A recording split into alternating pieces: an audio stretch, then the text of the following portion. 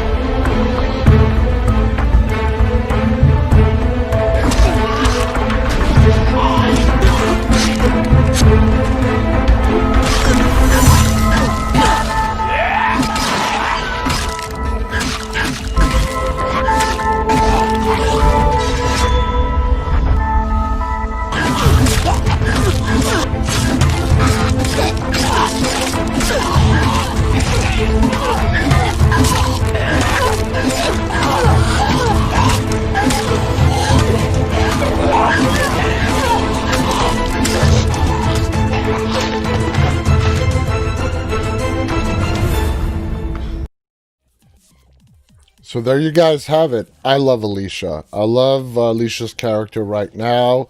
I compare her a lot to Carol from The Walking Dead.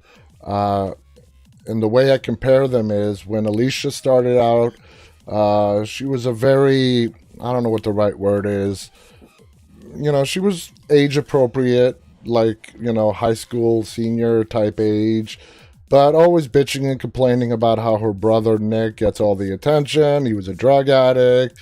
And to see how much she has evolved, very similar to Carol, being the abused, battered wife in seasons 1.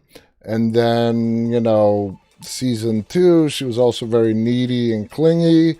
And it wasn't until season 3 where Carol really started to come into her own. So that's why I compare Alicia to Carol, and I love Alicia. Someone made a comment on YouTube on this video that they said Alicia needs to get her way over to The Walking Dead. I'm like, no. Alicia needs to stay exactly where she is on Fear the Walking Dead.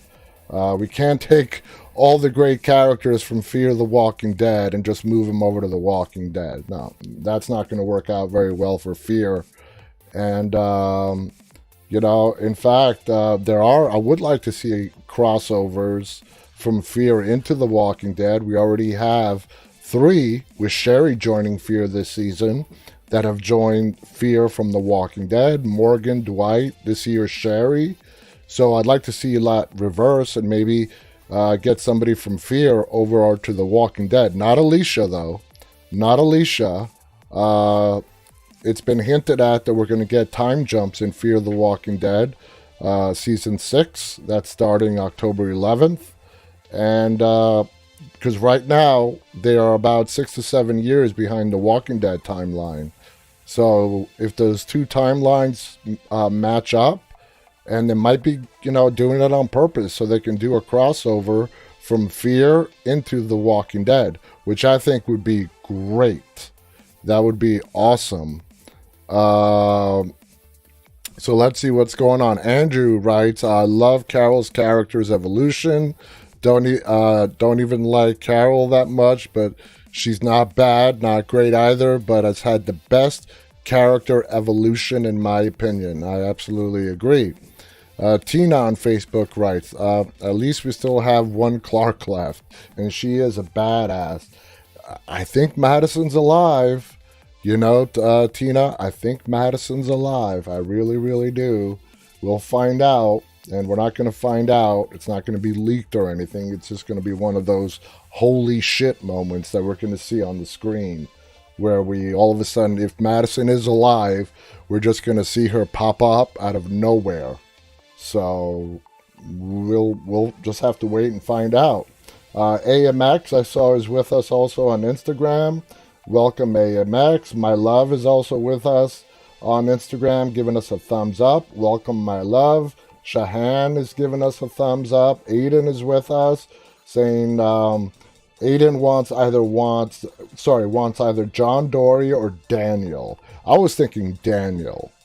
Daniel crossing over into The Walking Dead would be badass. Daniel is a vital character in Fear. He's like the person that will not die. But John Dory, maybe, But if John Dory goes, unless something happens to June, you're getting June as well. Those two are officially married now on the show. Minnie is joining us from India. AMX writes, I feel like the only one that I didn't like was Madison or Travis. Okay. Alicia is a badass, writes Gamer. And amazing, and she has evolved a lot. I really, really love her. Definitely. I agree. Nicholas is with us from Serbia. Welcome, Nicholas. Sherlock has given us a thumbs up. Minnie has given us a thumbs up. Engel is also waving at us on Instagram. 80 wants to know when the next season's going to come. Fear the Walking Dead Season 6 starts October 11th. October 11th is when the new season of Fear starts. So, here's another clue that we're going to lose Father Gabriel in this finale. I've been saying this for a while now, and a lot of you have agreed with me. The majority of you have agreed with me. Father Gabriel is not going to make it out of this finale. He's going to get a heroic death, no doubt about it. I don't see him in season 11. But here's a snippet from an article from Scott Gimple. He goes on to say, as seen in the first trailer for the finale, which prominently features 6th-season veteran Seth Gilliam, who plays Gabriel, Gabriel rallies the troops led into the horde by Daryl before wielding a shotgun to defend Judith and Rachel while holed up on the higher levels of the tower, aka the hospital. Someone burst through the barricaded doors opposite the armed and ready Gabriel, but it is not immediately clear who this trespasser might be. A cryptic moment from executive producer and The Walking Dead chief content officer, main boss on The Walking Dead, Scott Gimple, may have hinted at bad things to come for Gabriel when the former showrunner said carers for the Grimes children are the ones always in danger. You know, in talking about how Rick is not on the show anymore, Michonne is not on the show anymore, Lori died, and that's what he's basically referring to, that who was ever in charge of watching Judith and RJ don't end up with good fates. But that's, like I said, it's sort of hinted. It's not going to be any kind of big surprise. It's sad. It's tragic. A lot of us have come to really love Gabriel, but I think his character, if he's going to go, I think now is a great time. Let him go out a hero. His character arc has really come full circle from that little weasel we saw begging for help on top of that rock outside of his church to the badass that he is now. And he is a badass. So, Bruka Zaharis is also from Greece, he's saying. Okay. Stampolis is also from Greece.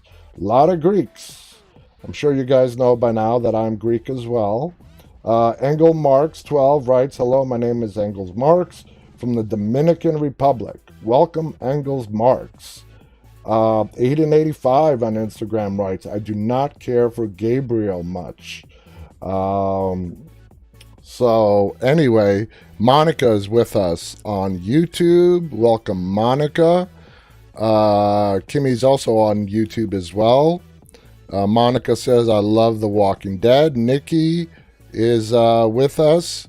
Are you trying to say you're from Michigan, Nikki? Brian says, can we interview somebody from Oceanside? Sure. That's the problem with Oceanside, though. They don't get a lot of screen time. Even the leader, she just doesn't get a lot of screen time. And I don't know why that is. I really don't. It's a major... They were a lot bigger in the comic books. And now that Hilltop is fallen, it's going to be rebuilt. The kingdom has fallen. It's really just Alexandria and Oceanside. You would assume that Oceanside is going to get more screen time. And no one from Oceanside is in that hospital with the rest of them. They're, safe, away in their beach resort community. Why is that? Why are they not over there helping them out? I mean, from the trailers, I don't remember seeing anybody from Oceanside in that hospital. Why? It just seems to me, and even at the end of the Savior War, when they just showed up at the last second to throw a couple of Molotov cocktails at them, I'm like, really? That's your contribution to this war that's been raging all year? You're going to throw some Molotov cocktails and set some saviors on fire as they're fleeing Alexandria? Really? That's my opinion. Brian writes, I disagree. Oceanside didn't get screen time in the comics either. Also, they're at the hospital because Virgil visits an empty Oceanside. Well, we don't know it's empty. In the trailer, Virgil, we see him at the gates of Oceanside. Can't really say it's empty yet. That's a big conclusion to jump to from a trailer. So, and that doesn't automatically tell us that they're at the hospital either. Jennifer and John Wesley, our regulars from Facebook, are with us. Welcome, Jennifer and John. Let's see, Brian also says, yep, they almost burned the hilltop down. The hilltop is burnt down. 885 on Instagram writes, I hope Virgil has redemption. Yeah, he did kind of screw Michonne over, but if it wasn't for Virgil, Michonne would never have found the clues that Rick might still be alive. She never would have found them. So, even though Virgil did kind of, he did lie to her and all that other stuff, the end result, I'm sure Michonne is happy about it. If she never went to that island with Virgil, she would never have found his boots, never would have found that phone with the drawing, and none of it. To all my Greek buddies on Instagram, I see you guys writing in Greek. Thank you for joining us. I'm not going to respond to you in Greek while I'm on the show. But I do see you guys. Thank you for joining us. 3MR11 is with us. 80 is also with us on Instagram saying sad. Undead Walking did a cool article about 6 questions raised by the Fear the Walking Dead trailer for season 6. And I just jotted them down, and we're going to go over some of these questions. By the way, that trailer for Fear the Walking Dead for season 6 looks absolutely fabulous. If you guys haven't seen it yet, please look it up after the show. Yoon has to go on YouTube. Thank you for joining us, Yoon.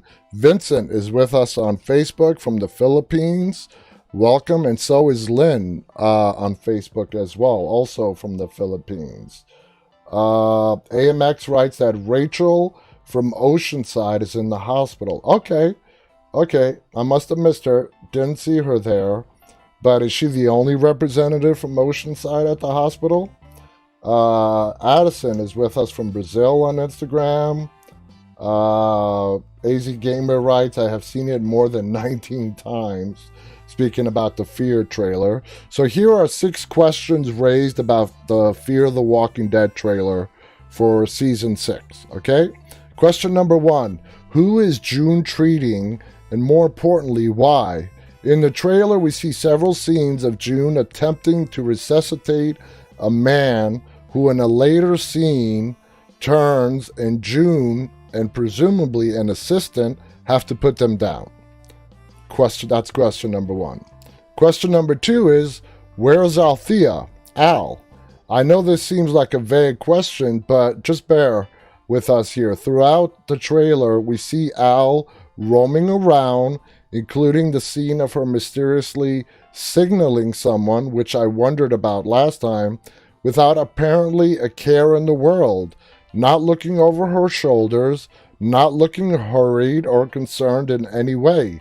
This is odd. When we left off at the end of last season, Al was captured by the Pioneers, and Virginia seemed to want her to try to contact CRM, the helicopter people. So you could argue this is all part of that mission, and that her signal was meant for them, meaning the CRM. So are we going to see more of the CRM and Fear this season? That'd be fascinating. Question number 3. Who captured Alicia and why? About a third of the way into the trailer, we see what looks like Alicia strapped and an operating table in a dingy, grimy-looking room with a pair of workbenches and what appears to be a mobile toolbox, for lack of a better term. If I were to compare it to something I would say resembled the illegal surgeon's office the Joker went to in Tim Burton's first Batman movie. That's funny. Who in that blue hell is going around doing this? The obvious guess would be Virginia, but ruthless as she is, this just doesn't suit her. While it's certainly possible that she's the culprit, this looks more like something we'd expect from the governor or the Whisperers if they had a base to speak of. Okay. 4th question from the trailer. Why are the Pioneers keeping walkers? At about 28 seconds into the trailer, just after the scene with the walker that seems to have a pair of horns, we see what looks like Charlie inside what looks like a warehouse trying to corral walkers before one of them grabs her hair and pulls her in. This is presumably part of her work for the pioneers. A few scenes earlier, we see Strand trying to help a man who is being pulled under a garage door by walkers. So it seems Charlie isn't the only one having to do this. The big question is, why? The fifth question, why is John fighting Strand? Just after we see Charlie grabbed by the walkers, the trailer cuts to John and Strand having a fist fight over John's gun, with John apparently winning. What on earth is going on there? Through both this trailer and the previous one, we catch glimpses of both John and Strand's time under the pioneers, and those glimpses seem to paint a picture of two men whose lives are going in the opposite directions. So before I continue, remember, Season 6 of Fear the Walking Dead, they have already said it's going to be more based on the characters individually. It looks like they're going to spend the majority of this season separated, not in like the group that we've seen them in the prior seasons. So that's exciting. I know from watching Fear and The Walking Dead, I always used to hate the episodes where the group got split.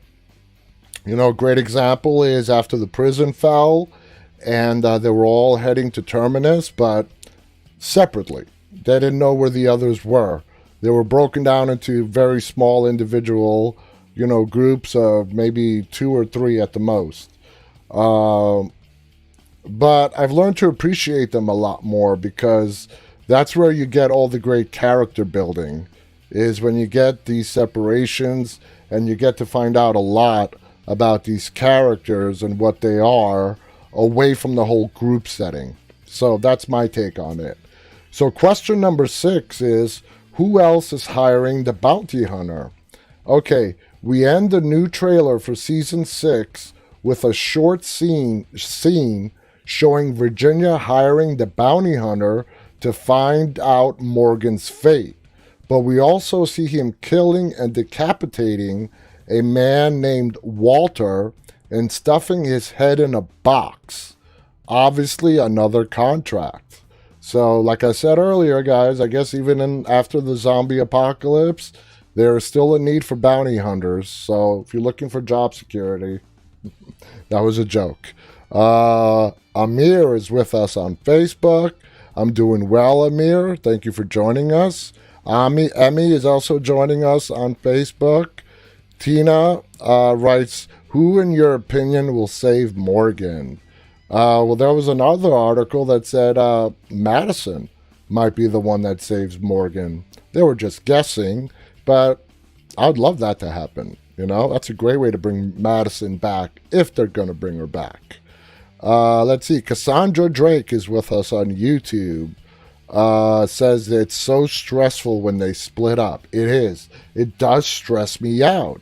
It doesn't matter if it's The Walking Dead, Fear the Walking Dead. This doesn't matter. I'm like, oh my God, how are they going to get back together? How are they going to meet back up again? And it just stresses me out as a fan watching when that happens. Aiden85 on Instagram writes, what if the headhunter and the masked character are related? That's an interesting theory. That's very interesting. Brandon is with us on Instagram. Hello, Brandon. Gazy is also with us on Instagram, giving us a smiley love face. CC Wheezy writes, do you think the masked guy is Mercer from the Commonwealth? I'm actually getting to that in a second. Let's see. Brucaris writes, do you like horror movies? Yes. I am a big horror fan since the age of 5. Absolutely, 100% yes. Andrew Valentine is also with us and waving at us. Engels is also waving at us. So, have you guys ever heard of the term Netflix and chill? I haven't. Not until I read this article. But apparently it's a term that's being used. Netflix and chill. By now, everybody has probably heard the term Netflix and chill. Not me, not until today. being thrown around. If you're not familiar with the term, it refers to getting together with someone and putting a show on the television while intending on an amorous encounter. Okay. The Walking Dead is on Netflix, but would it be good for such an activity? They did a study on this.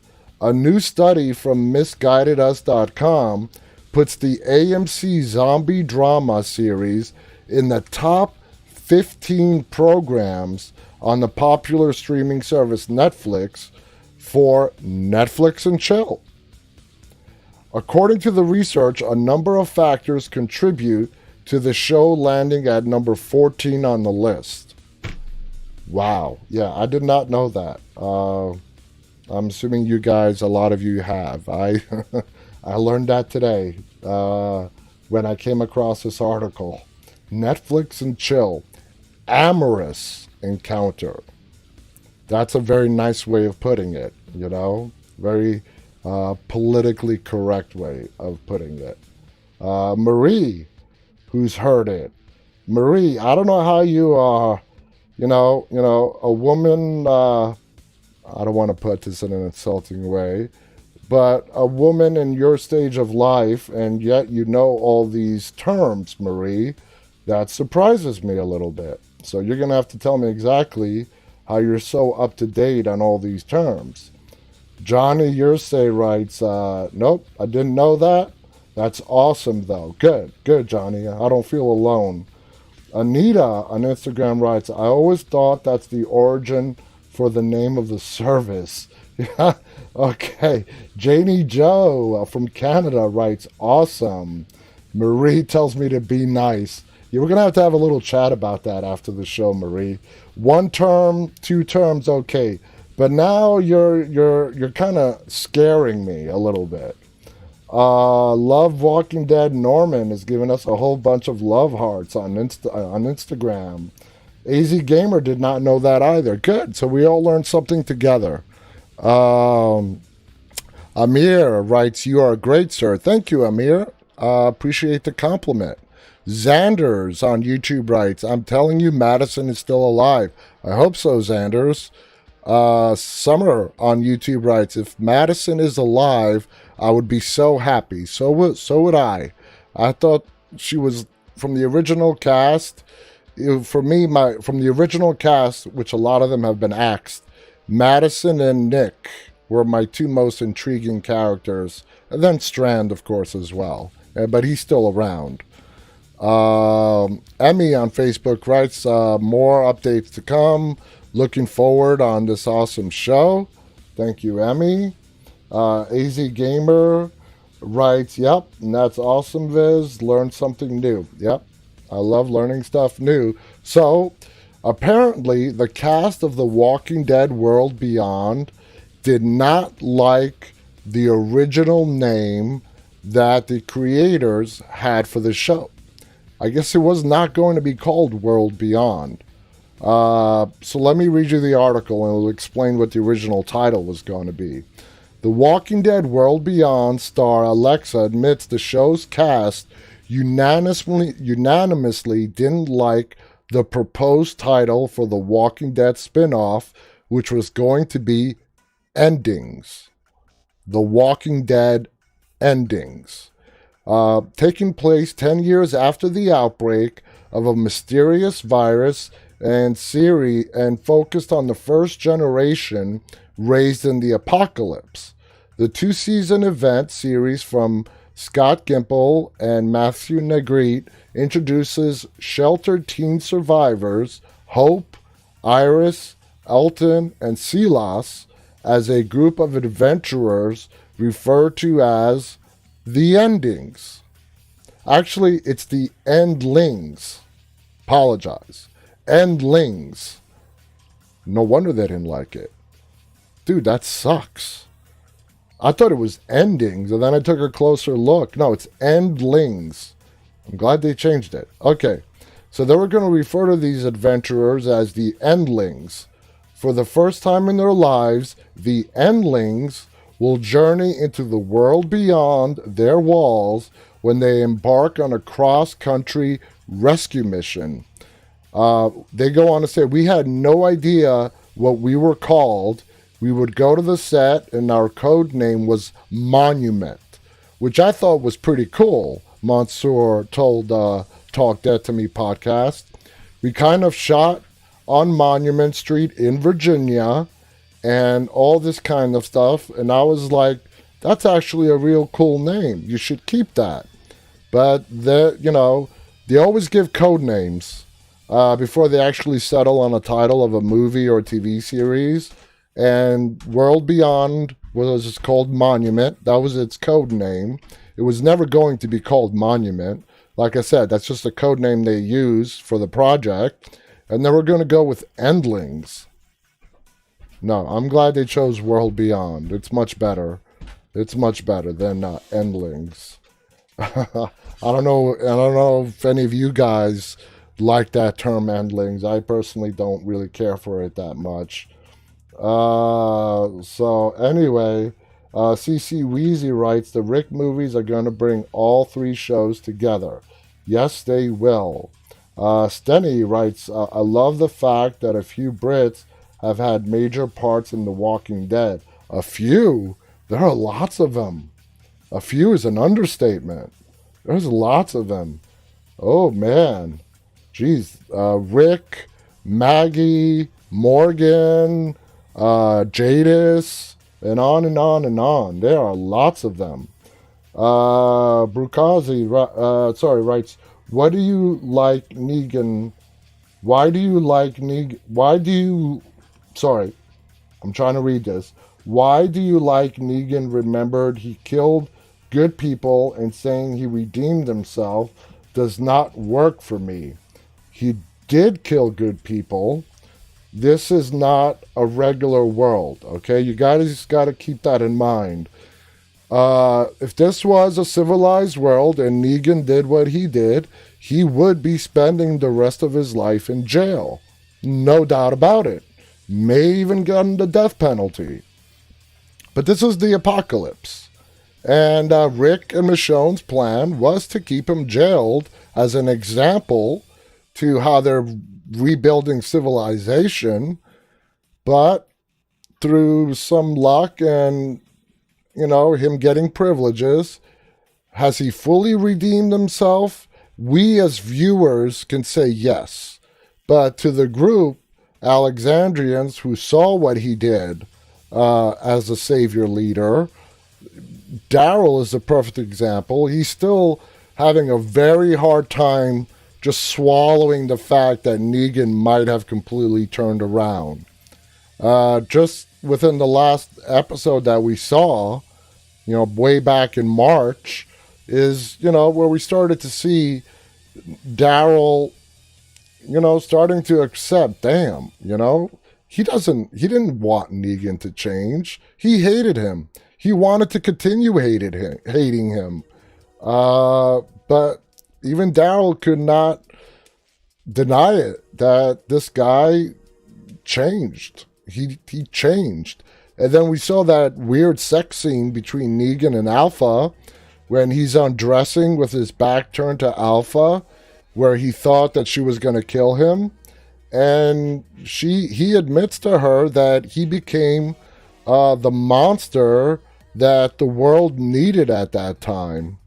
That was his weird, twisted way of, rationalizing all the really shitty stuff that he did as the leader of the Saviors.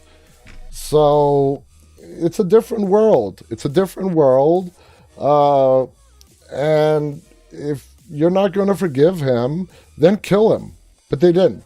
They chose to keep him alive, and that's a decision they made. And if the guy made a turnaround in the world of the apocalypse, which none of us can answer honestly, we've never lived it, hopefully we never will,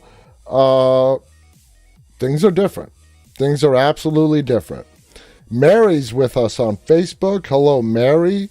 Trixie is also with us from the Philippines on Facebook.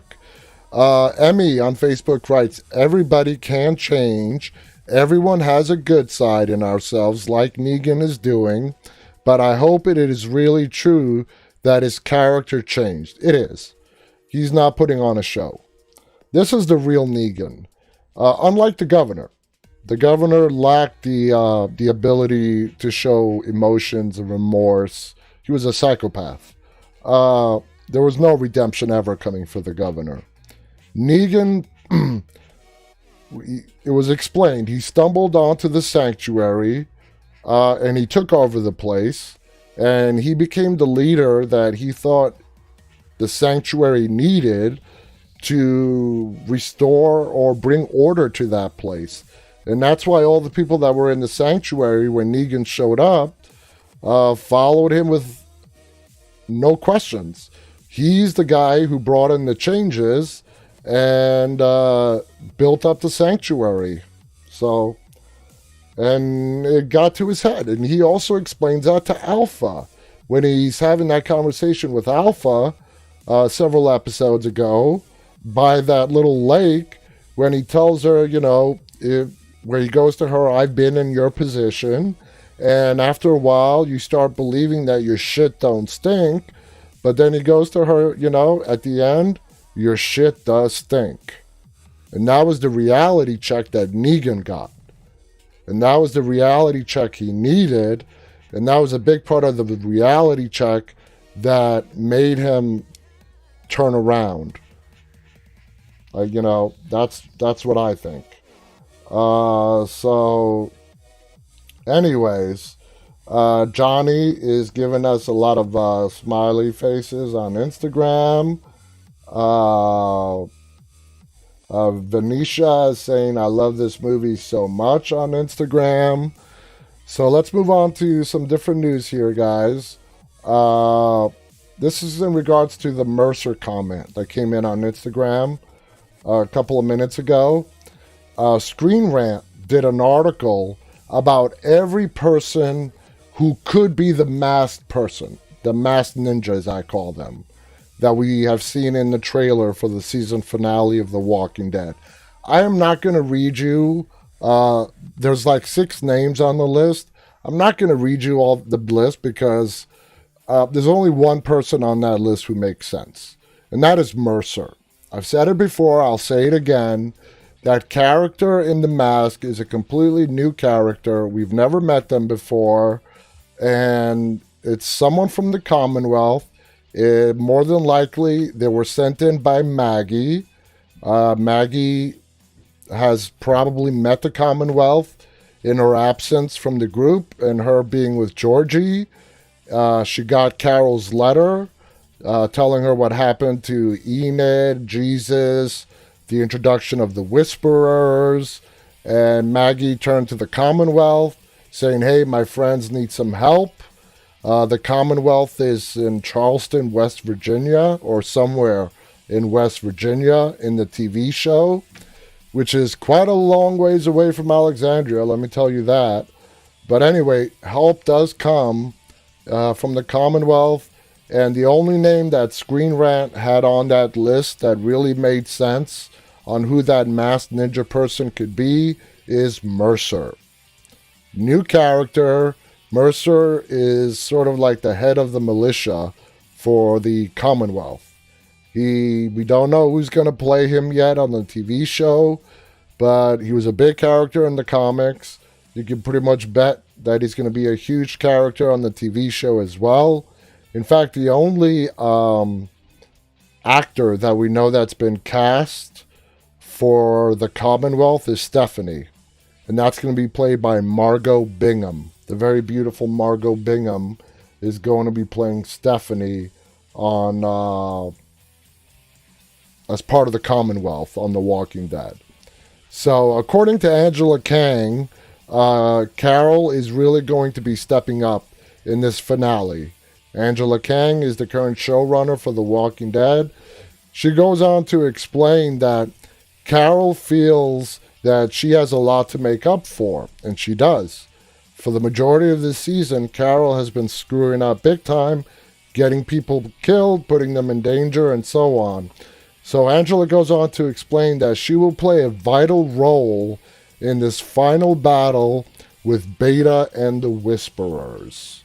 So it's going to be a lot of people stepping up. Daryl, Gabriel, Carol, Negan is going to play a vital role too. Trust me.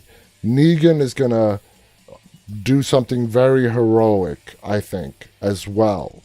Nancy is with us on Facebook. Welcome, Nancy. Welcome to the show. Just scrolling up through the Instagram chats.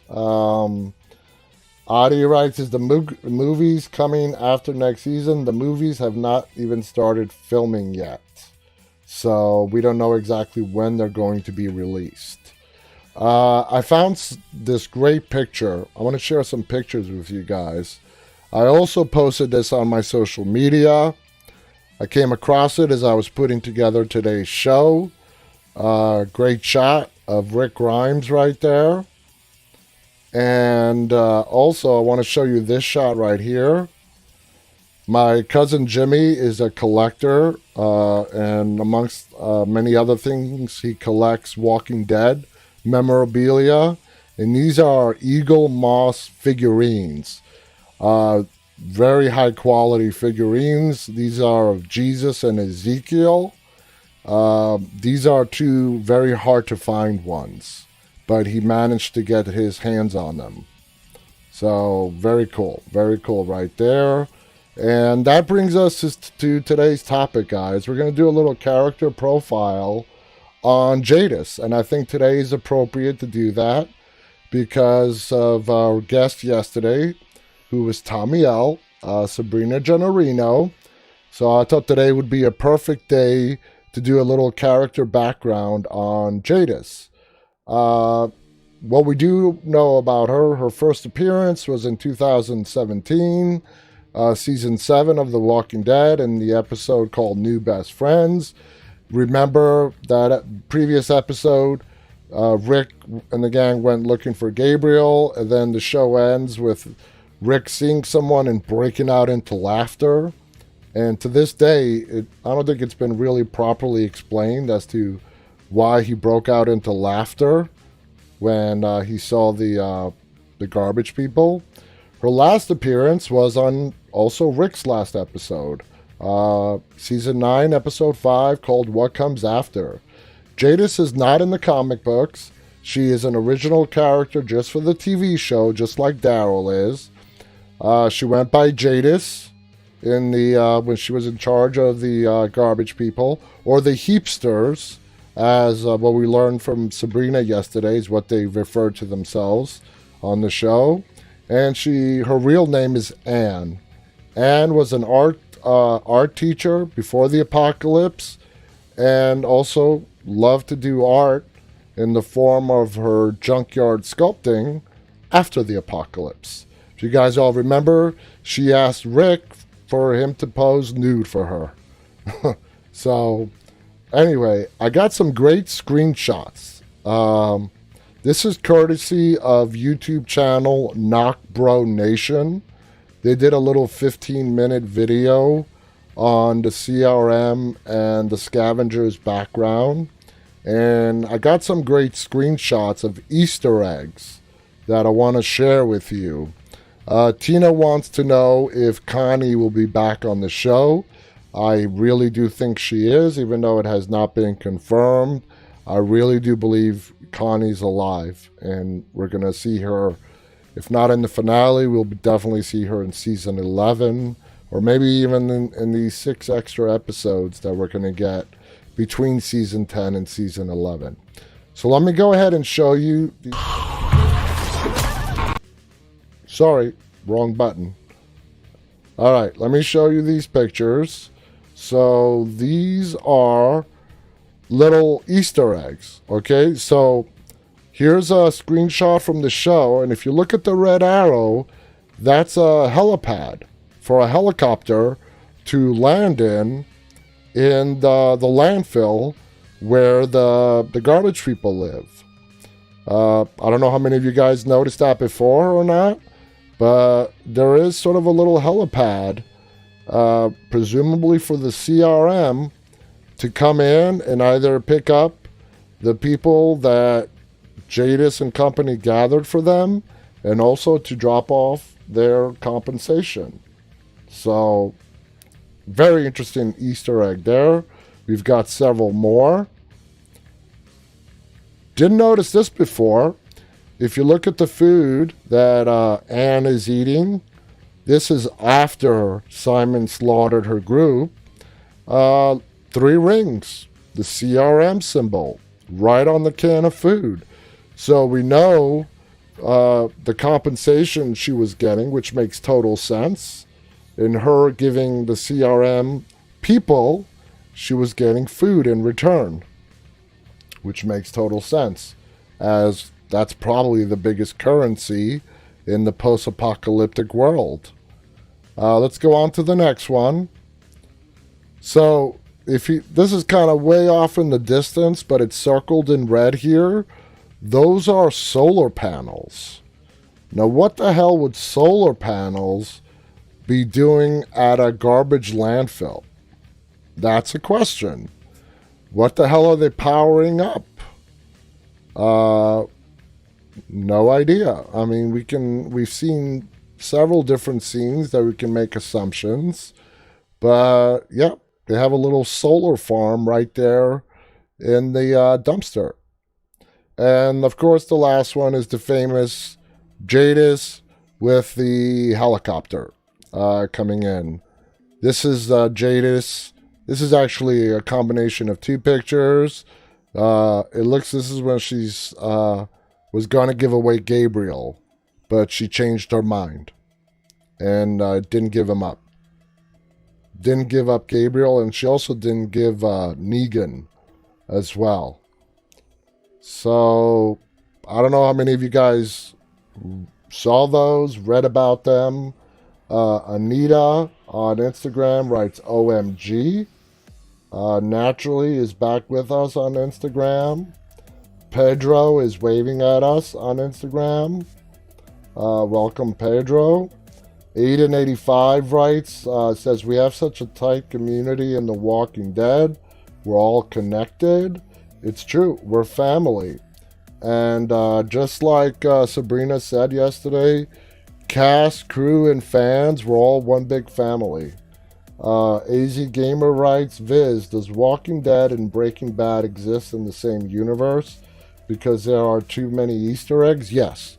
From all the Easter eggs that we have seen on The Walking Dead, if you want to know what the pre-apocalyptic world on The Walking Dead was, just on the Easter eggs that we got, the pre-apocalyptic world on The Walking Dead is Breaking Bad. So they are the same universe. So if you have not watched Breaking Bad, which is a phenomenal series, and you want to see what the pre-apocalypse world of The Walking Dead looks like, please go ahead and watch Breaking Bad. I want to apologize. It looks like my chats have frozen for Facebook and YouTube. So my apologies. I know chats are coming in, but I'm not able to see them. So my apologies on that. It looks like the restreaming service is having some technical issues that hopefully they'll have fixed by tomorrow night's show. Goldie is also with us on Instagram, giving us a smiley love face. Gamer writes, I noticed it 2 weeks ago when I was watching The Walking Dead, season 7 and 8. Anita says, are we talking about A and B? Yeah, we've discussed A and B before. And like I mentioned to Sabrina last night, she obviously can't reveal to us what that is yet. I tried to see if she could slip up. So instead of having her answer that A and B question, I told her what we here as a group deduce together, that A and B is a classification for a person's physical well-being, whether they're healthy or not healthy, whatever. And she had a great poker face. She didn't give it up. But we have discussed it in the past, Anita, in length on Dead Talk Live here. And that's the best that we could come up with right now. Even with that, there are some contradictions with that as well. But the best that we can come up with is A and B is some kind of classification system on a person's physical health. Okay? Rick was a B. So it's not a personality type. It has nothing to do with leadership skills. Type A, type B, none of that. It's something completely different. Siva has joined us on Instagram. Hello, Aiden85 on Instagram says, Viz, what would you like to see in the 6-episode extension of 10th season? I would like to see each episode be an episode dedicated to a character's background. A different character every episode. So I want to get backstories on 6 different characters. I'd love to see Negan pre-apocalypse. I'd love to see, I know we've heard about his relationship with his wife. He was not the greatest husband, to put it mildly, with the real life Lucille. So Negan is one character I would love to at least see one episode as a background. And there are so many more. It's been rumored that they want to do a little, not pre-apocalypse, but just as the apocalypse broke out, spin-off. I don't think this has something to do with the 6 episodes about Glenn. They might make the 6 episodes about Glenn. They might bring Steven Yeun back for those 6 episodes, and we get to see Glenn again for 6 episodes. And I have no problem with that whatsoever. And it's not going to be pre-apocalypse, because we know Glenn pre-apocalypse was just a pizza delivery guy, not that much exciting stuff. But to see Glenn as the world was starting to go down the toilet, and up to the point where we actually met him when he rescued Rick out of that tank in Atlanta, now that would be fascinating. That is very, very fascinating to me. Aiden85 also writes a Daryl Merle backstory would be awesome. It would be. Anita writes Lucille. Andrew Valentine writes Rick was an A originally, but was a B when he was hurt. Exactly. And that sort of feeds into the whole physicality. Emmy on Facebook writes, yes, bring back Glenn. So absolutely. Aiden85 is giving us a thumbs up. So guys, with that, we are out of time for tonight. Thank you so much. This hour just flies by every night, and I love it. I love spending this hour with you guys. You guys are amazing as always. I want to say thank you to all of you who tuned in tonight. Please go to our website, deadtalklive.com. Refer it to your friends. If you know fellow Walking Dead fans, visit our YouTube channel called Walking Dead Now. I apologize to our YouTube people. It looks like the chats dropped off and I couldn't see your chats for the last 15 minutes. It's been doing that on and off for the last couple of days. YouTube is having technical difficulties. Ever since that storm blew through here on the East Coast, they've just been having a whole bunch of technical difficulties. And hopefully they'll get them all resolved very soon. But anyway, guys, thank you so much. I'm on every night at 9:30 p.m. Eastern U.S. time, and I look forward to it every day. And until tomorrow, guys, remember to stay walking.